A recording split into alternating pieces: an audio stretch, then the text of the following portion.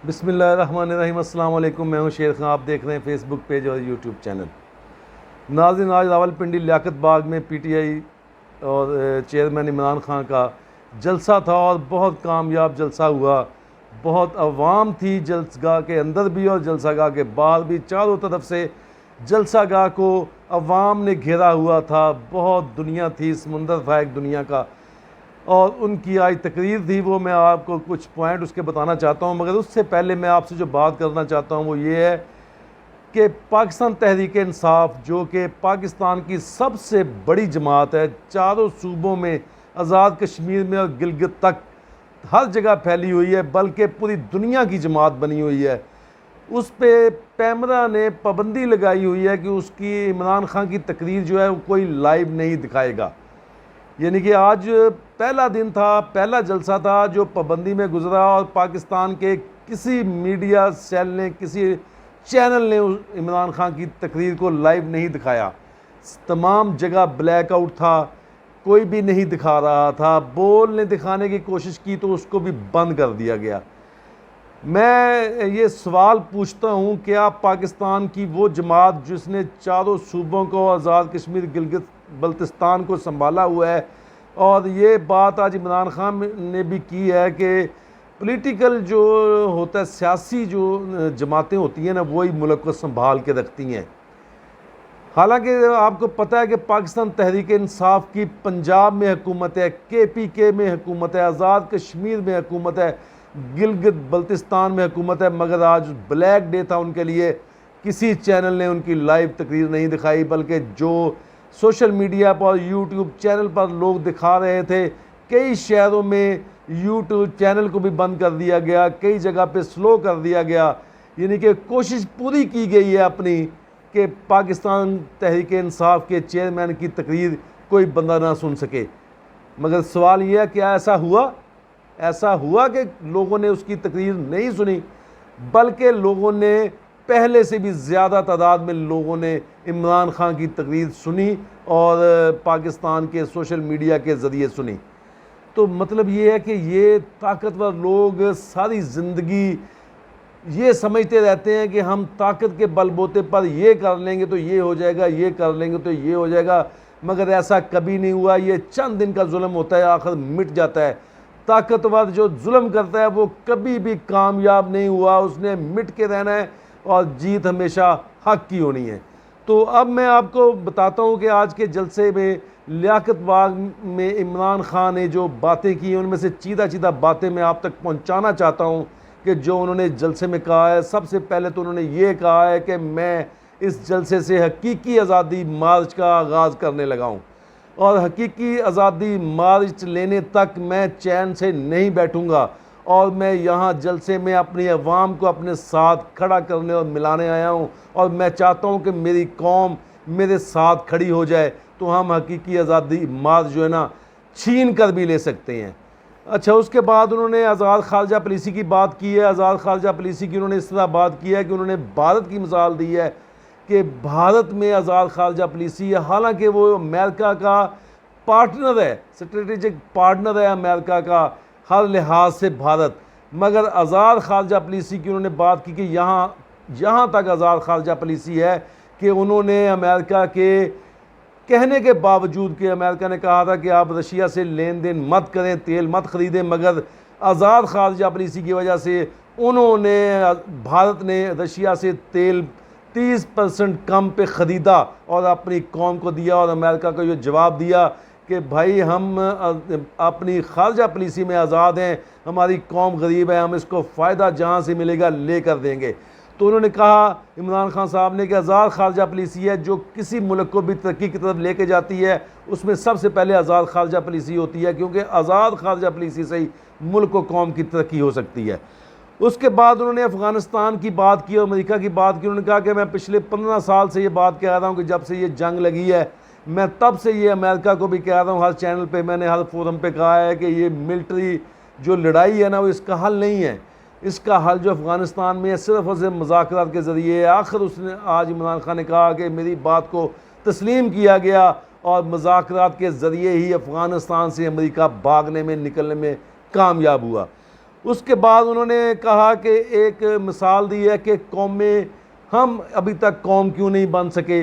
उन्होंने इसमें कहा कि नबी अकरम सल्लल्लाहु अलैहि वसल्लम की हदीस उन्होंने पढ़ के सुनाई कि नबी अकरम सल्लल्लाहु अलैहि वसल्लम ने फरमाया था कि वो कौमें तबाह हो जाती हैं जो अपने बड़े चोरों को रिलीफ देती हैं और छोटे चोरों को जेल में डालती हैं।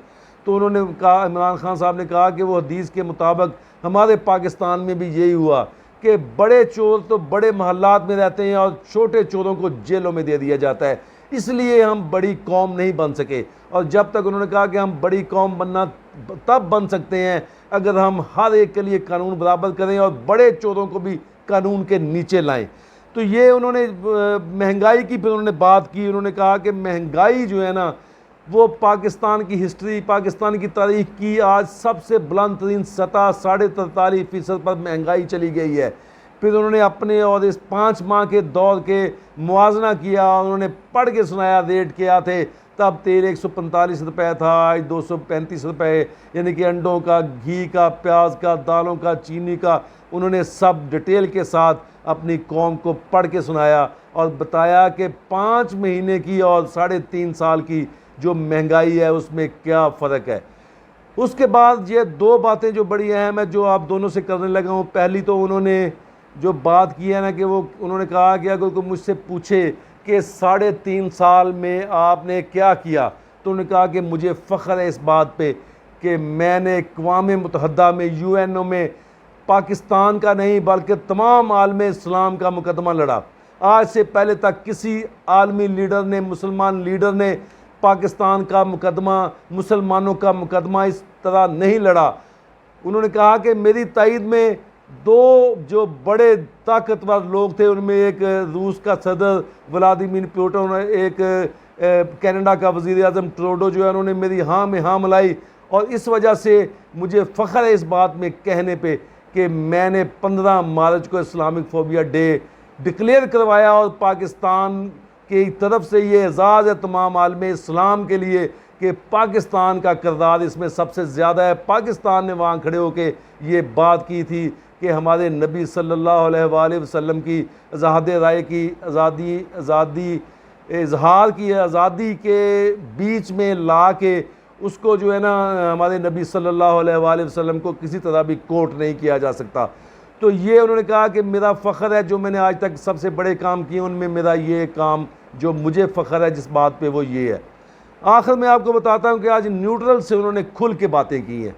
आज न्यूट्रल से उन्होंने बड़े सवाल किए। उन्होंने सवाल ये किए कि पाकिस्तान में जो कुछ हो रहा है, अगर किसी से, पुलिस वाले से पूछा जाए, अगर किसी सुप्रीडेंट से पूछा जाए, किसी इदारे से पूछा जाए, इलेक्शन कमीशन से पूछा जाए, किसी और अदारे से पूछा जाए, तो सब ये कहते हैं, सब जो नाम लेते हैं वो कहते हैं कि हमें तो ऊपर से हुक्म आया। न्यूट्रल्स का, बूटों वालों का उन्होंने क्यों जिक्र किया कि वो सीधा कहते हैं कि हमें तो पीछे से बूट पड़ा है, हम तो मजबूर हैं, हम कुछ नहीं कर सकते। तो फिर उन्होंने न्यूट्रल से सवाल किया कि मैं पूछता हूँ, आप जो कहते हो कि आप न्यूट्रल हो, तो आप वाकई न्यूट्रल हो या नहीं?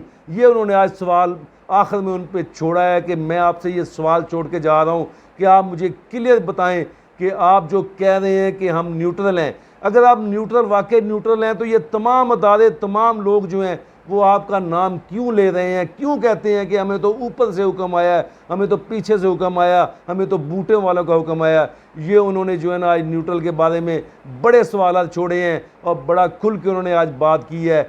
और पाकिस्तान की तरक्की जो है ना, उसका राज पोशीदा है सिर्फ एक बात में कि पाकिस्तान की आवाम को अपनी किस्मत का फ़ैसला करने दिया जाए और अदारे अपनी अपनी हदूद में रह के काम करें, तो इंशाअल्लाह पाकिस्तान बहुत जल्द अपनी मंजिल की तरफ रवां दवा होगा और बहुत जल्द ये तरक्की कर लेगा। आखिरी बात जो है, उन्होंने कहा है कि सबको मुबारक दी है। उन्होंने कहा कराची वाली सीट जो 245 खाली हुई थी अहमद लियाकत हुसैन के इंतकाल के बाद, जो उसका ज़िमनी इलेक्शन था, उसमें तमाम जमातें एक तरफ और तमाम हैंडलर एक तरफ, तमाम बड़े जो ताकतवर लोग हैं वो एक तरफ थे, 13 जमातें एक तरफ थी। पीपल पार्टी MQM के उम्मीदवार थे, तब MQM के उम्मीदवार के हक़ में पीपल पार्टी वगैरह सब जमातें बैठ गई थी। मगर आज फिर भी पाकिस्तान तहरीक इंसाफ ने 245 जो हल्का है उसमें कामयाबी हासिल की है। और ये बड़ी सोचने समझने वाली बात है तमाम ताकतवर लोगों के लिए कि आप इतना ज़ोर लगाते हो, सब इकट्ठे हो, सब एक पेज पे हो, सब कोशिश कर रहे हो किसी तरीके से एक बंदे को हरा दिया जाए, मगर आप उसको नहीं हरा सक रहे। तो आपको सोचना चाहिए, अपना किबला दुरुस्त कर लेना चाहिए, पाकिस्तान के लिए कर लो, छोड़ो ना को, ख़त्म कर दो इस बात को। ये पाकिस्तान है, इसमें 22-23 करोड़ लोग रहते हैं और जो गुर्बत की लकीर से नीचे लोग हैं वो बद्दुआएं दे रहे हैं आपको। तो आप सबको सोचना चाहिए, जो इस मुल्क का मुहिब है उसको कम से कम पाकिस्तान के लिए पाकिस्तान का सोचना चाहिए। अपना ख्याल रखिएगा, इंशाल्लाह मिलते हैं अगले वीलॉग में, अगले वीडियो में। मगर मेरे चैनल को मेरी हौसला अफजाई के लिए सब्सक्राइब किया करें, लाइक एंड शेयर दिया करें ताकि मेरी हौसला अफजाई हो। अपना ख्याल रखिए, अपने पाकिस्तान का ख्याल रखिए। पाकिस्तान जिंदाबाद। अल्लाह हाफिज़।